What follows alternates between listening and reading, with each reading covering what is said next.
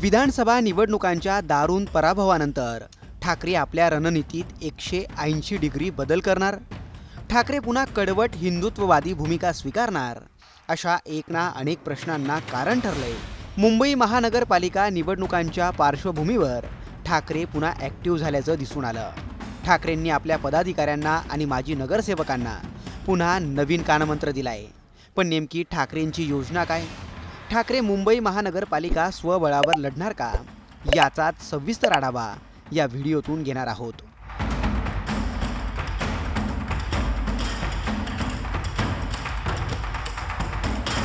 हिंदुत्वाचं patent भाजपने घेतलेलं नाही आणि भाजप जे हिंदुत्व म्हणते ते हिंदुत्व मला मान्य नाही. भाजपचं हिंदुत्व मला मान्य नाही.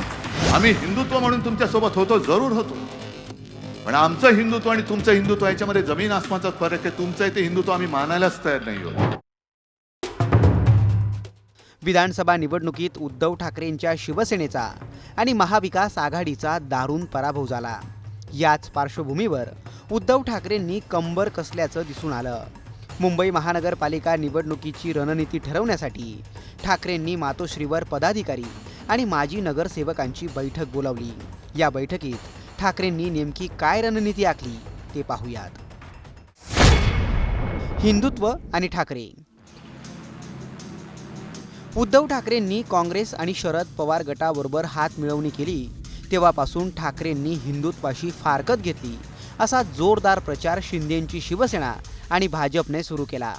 ठाकरेंना याचाच फटका विधानसभा निवडणुकीत बसल्याचं दिसून आलं. सत्ताधाऱ्यांनी ठाकरेंबद्दल निर्माण केलेलं हेच नॅरेटिव्ह खोडून काढायचे आदेश ठाकरेंनी आपल्या पदाधिकाऱ्यांना दिल्याचं सांगण्यात येतंय. हिंदुत्वासाठी शिवसेना याआधीही लढत होती, आता ही लढत आहे आणि यापुढेही लढत राहील असा मेसेज थेट लोकांपर्यंत पोहोचवण्यासाठी ठाकरेंनी कंबर कसल्याचं सांगण्यात येतंय.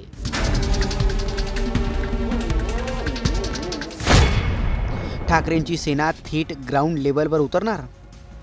विधानसभा निवडणुकांच्या पार्श्वभूमीवर भाजपसाठी संघाचे कार्यकर्ते ग्राउंडवर उतरल्याचं बोललं गेलं. त्याच पार्श्वभूमीवर शिवसैनिकांनीही थेट लोकांमध्ये जाऊन काम करण्याचे आदेश ठाकरेंनी दिल्याचं सांगण्यात येतंय. मुंबई महानगरपालिका उद्धव ठाकरेंच्या शिवसेनेने स्वबळावर लढवावी असा सूर काही पदाधिकाऱ्यांनी बैठकीत लावला. यासाठी ठाकरेंनी शिवसैनिकांना थेट आत्तापासूनच ॲक्टिव्ह केल्याचं बोललं जातंय. उद्धव ठाकरे लवकरच राज्यभरातील पदाधिकाऱ्यांचं शिबिर आयोजित करणार आहेत.